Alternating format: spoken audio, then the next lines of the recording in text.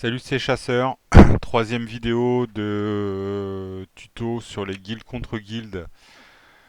Alors, dans cette vidéo, après la première qui vous apprenait à vous repérer sur les cartes, les différents âges et comment se repérer verticalement, horizontalement en fonction des coordonnées du secteur.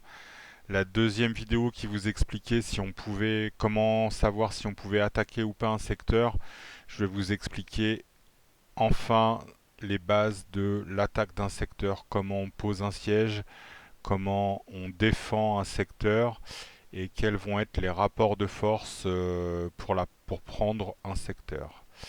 Alors, je suis sur la carte de futur, qui est un mauvais exemple parce que je... Alors, en fait, je vais commencer par les petites barres qu'il y a en dessous. Plus vous voyez, il y a des petits carrés jusqu'à 8 carrés qui représentent les armées de défense. Plus il y a de petits carrés, plus il y a d'armées de défense sur le secteur. Donc sur ce secteur-là, il y a deux armées de défense, sur celui-là, il y en a trois.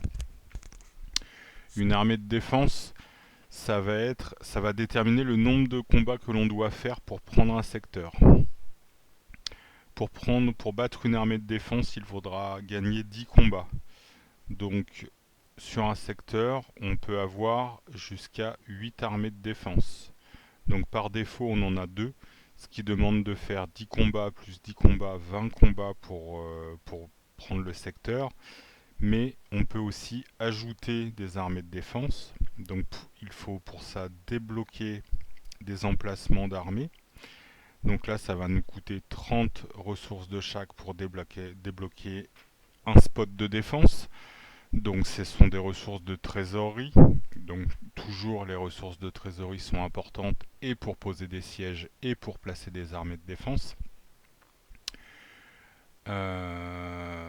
Donc placer une armée de défense, ça veut dire prendre 8 unités de ces unités pour les mettre sur le secteur, et donc ce sont des unités que l'on perd.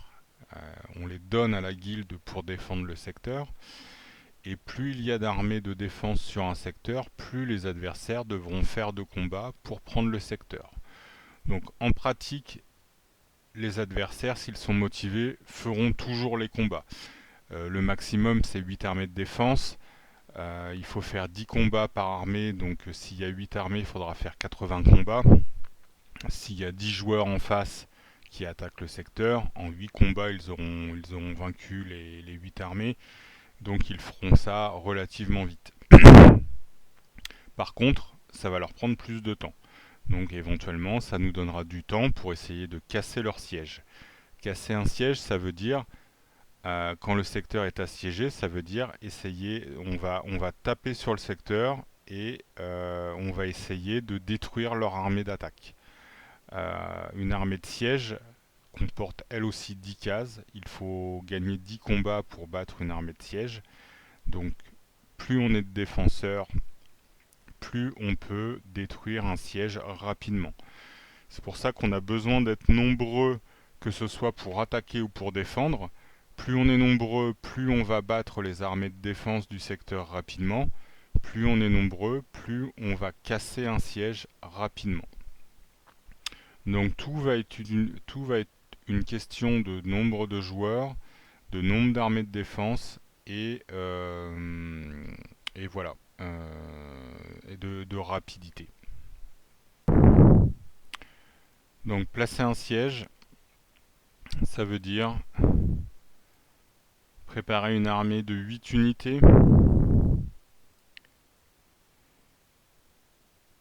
payer les unités pour placer le siège, donc encore une fois ça coûte des ressources de trésor, et, euh, et, et voilà, et sacrifier 8 unités pour placer une armée de siège. Ça va placer un symbole d'attaque sur le secteur.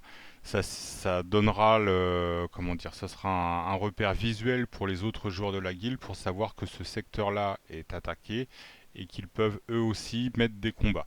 On va mutualiser les combats d'attaque pour détruire les armées de défense du secteur et essayer de conquérir le secteur.